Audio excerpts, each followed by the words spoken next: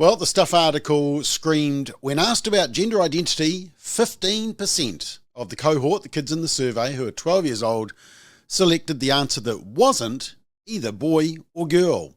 15%. A strong sense of gender identity. That's incredibly high. But is it correct? Does it reflect reality? Well, you may not be surprised to hear it doesn't, but you'll also possibly be more concerned about how this longitudinal study is setting out to confuse children from the age of 8. Let's check it out.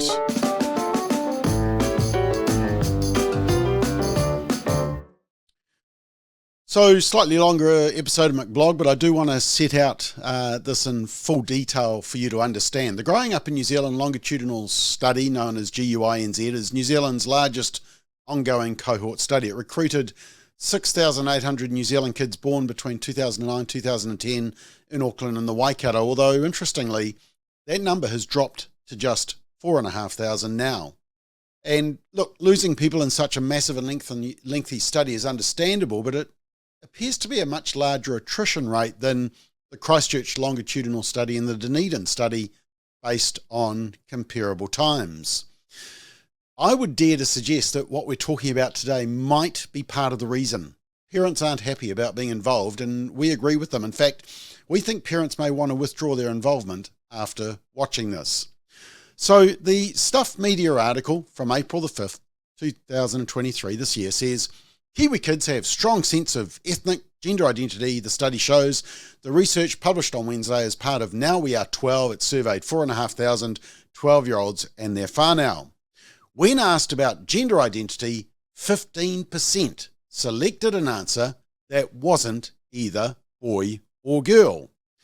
Well, let's dig a little deeper into that sweeping statement. The survey asked young people about their gender. Most 12-year-olds selected boy, followed by girl. 15% selected another answer. This included mostly a boy, mostly a girl, or somewhere in the middle.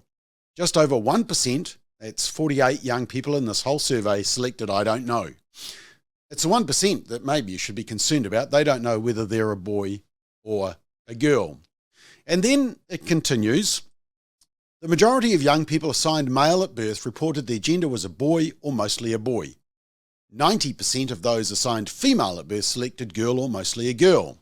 University of Auckland senior lecturer Dr. John Fennerty said by age 3 or 4, children usually started to have a strong sense of their gender, and by age 6 or 7, their sense of gender was relatively consistent. Really? That's not what the worldwide research on gender dysphoria says. It says most children grow out of their incongruent or misaligned gender identity when they go through puberty, which reaffirms their biological sex, eh? And notice the emphasis on the word gender. Don't mention biological sex. But the name John Fennerty should immediately raise red flags. He's partnered in research with the University of Waikato's Trans Health Research Lab, which is driven by activists and an agenda rather than science and independent research, and they push chemicals, castration and preferred pronouns through their association with the radical international group WPATH, and this is at the expense of care and counselling for the deeper comorbid mental health issues. And he's also part of the team that oversees the Weak and Flawed Counting Ourselves study.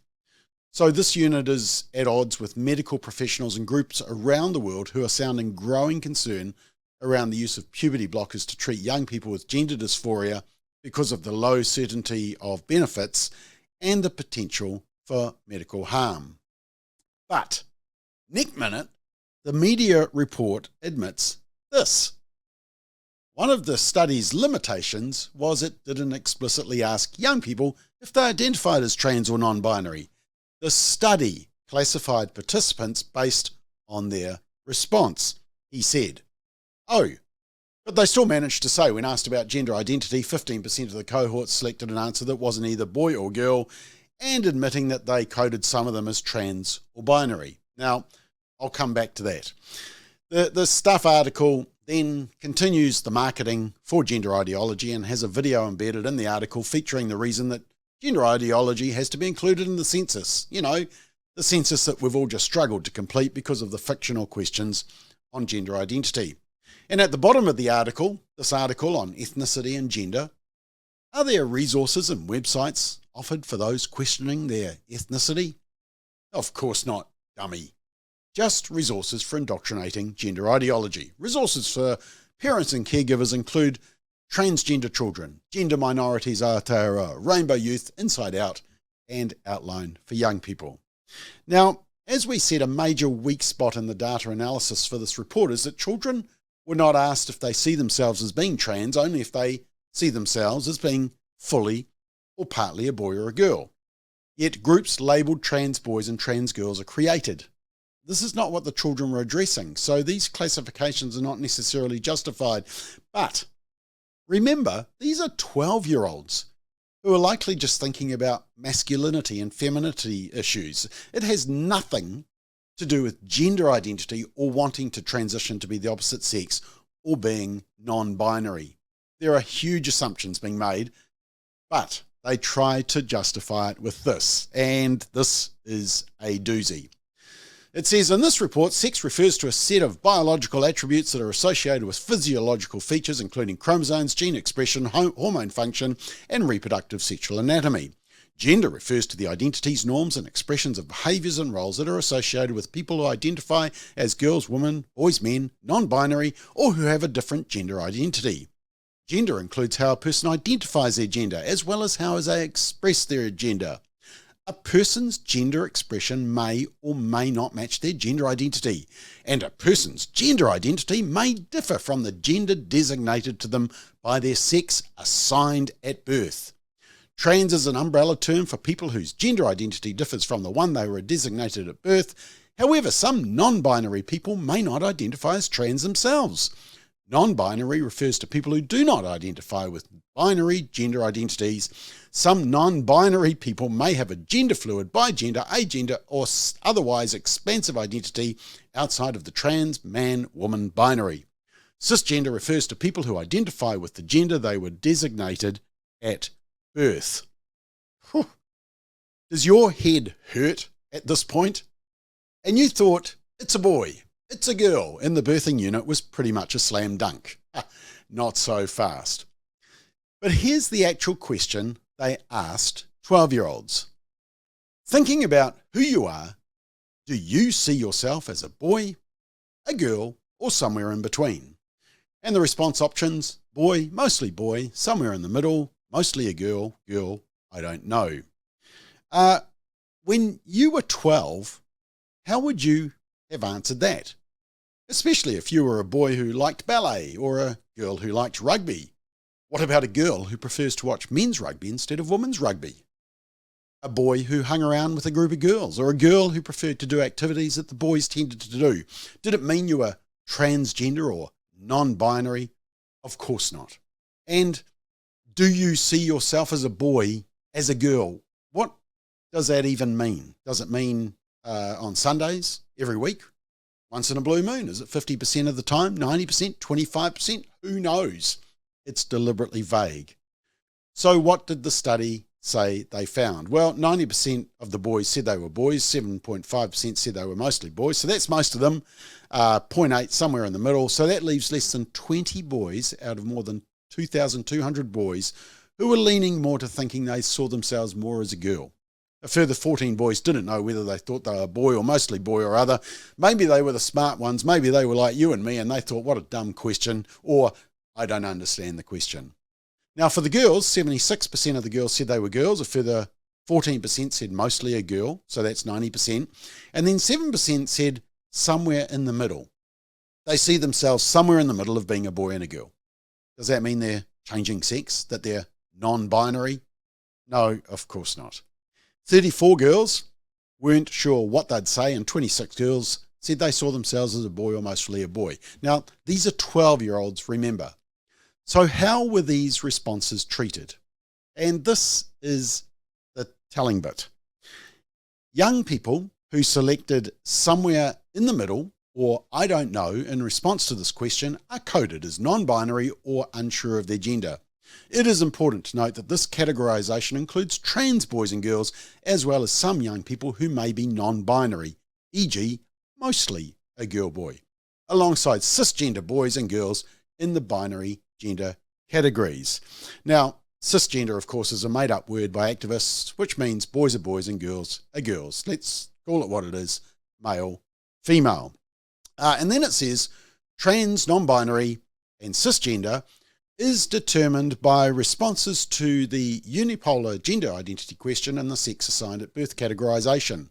Mostly a boy, somewhere in the middle, mostly a girl, as well as I don't know, are emphasizing the non-binary middle of the spectrum and are included in this categorization as non-binary, while boy and girl are coded as cisgender.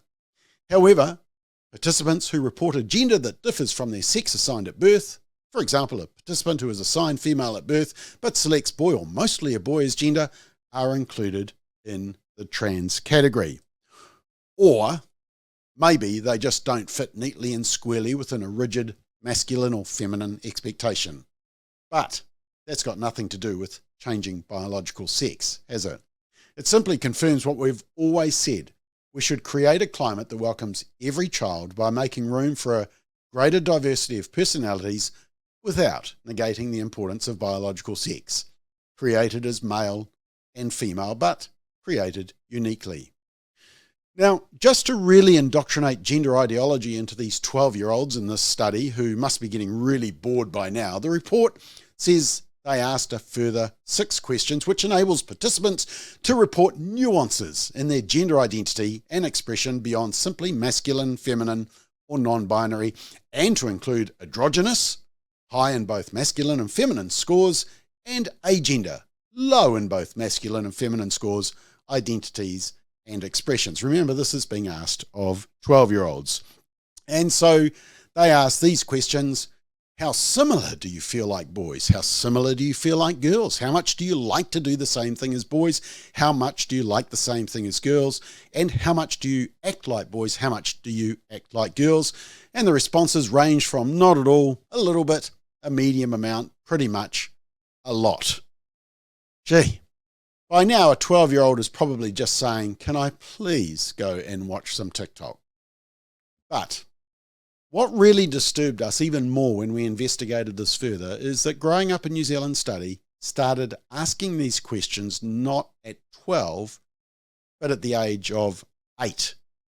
Not only the do you see yourself as a boy, girl, or somewhere in between for an 8-year-old, which can't be defined objectively, but another equally vague, distorted question. Thinking about other people, do you think they see you as a boy, a girl, or somewhere in between? Now, this is being asked of 8-year-olds. Is an 8-year-old going around asking people that? Of course not. I mean, they're saying, yeah, I like some girly things, I like some guy things. Wow, I must be non-binary. My friends are all guys. My friends are mostly girls. Some of my mates called me a sissy on the soccer field last week. I must be transgender. But that didn't deter our friends at Growing Up in New Zealand. The 8-year-old report concluded, or the report for 8-year-olds concluded, most children, 98%, identified with the gender they were assigned at birth and 2% did not. Well, it was only 1.6%, just 77 children out of 4,500 children. And 1 in 7, 14% of the cohort identified themselves as being somewhere in between male and female, and 3% said they were unsure about their gender identity at this stage. Maybe they didn't understand the question. Maybe they thought it was a trick question, just like you and I did in the census. We checked the questioning for mothers of 8-year-olds, not a mention of gender identity. Do you think parents should be part of this question line? We do. Parents should be well aware that their children are being subjected to this type of questioning, this suggestion being made. Ironically, when parents are asked the gender of their children in the study and all the people who live in the house as well, guess how many options are available? 2, male and female. That's it. Shocking. How binary. But regarding asking children whether they think they're a boy or a girl, Australian expert and paediatrician Dr. John Whitehall, who spoke at our conference recently, and he's written many articles on this issue, said this: Results of such tick-in-the-box questionnaires are unreliable. A tick in the box to the question, do you think you are transgender, cannot be compared in accuracy with the standard definition published in DSM-5, according to which childhood gender dysphoria is based on a marked incongruence between natal and perceived gender lasting at least 6 months, manifested by at least 6 features, including a strong desire and insistence on, together with a strong preference for the company, clothing and toys of the opposite sex and its role in fantasy play, and associated with a rejection of the stereotypes of its natal sex, including anatomy. Also, to comply with dysphoria, there should be significant distress or impairment in functioning. But apparently 12-year-olds and even 8-year-olds don't need to meet this criteria. They can self-diagnose, and the researchers of this study can diagnose. The DSM-5 is the objective biological basis for truly assessing a disorder, but of course activists are doing all they can to change that measurement. And in New Zealand, of course, you can now change your sex on your birth certificate, including for children, without any medical or verifiable assessment. Here's the controversial statement I'll make. I can understand why the dropout rate in this study seems relatively high and may even increase further. In fact, I would encourage parents who are still involved in growing up in New Zealand to think twice about their continuing involvement, given the nature of these questions, because there's an agenda at play here, sadly. It's a let's be quite clear, it's a longitudinal study, which is so important and could have significant value, but it's been captured by gender ideologues and activists, and now it's even possible that families are dropping out of the study at an increasing rate because of this confusing and harmful questioning of young people. It's very sad and very disturbing to watch. Now, just before I go, here's some questions we'd like to see added to growing up in New Zealand to ask the 12-year-olds. Are you aware your gender was not assigned at birth? Are you aware there is nothing you can medically do to manipulate a biological change of your gender sex? Are you aware that boys often like doing things that are sometimes perceived as more favoured by girls, feminine?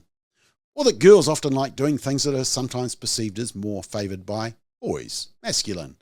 But that has nothing to do with whether you're male or female. And are you aware no one in history has ever changed their biological sex using medical, surgical, and hormonal intervention? But they probably won't ask those questions, eh? And that tells you everything.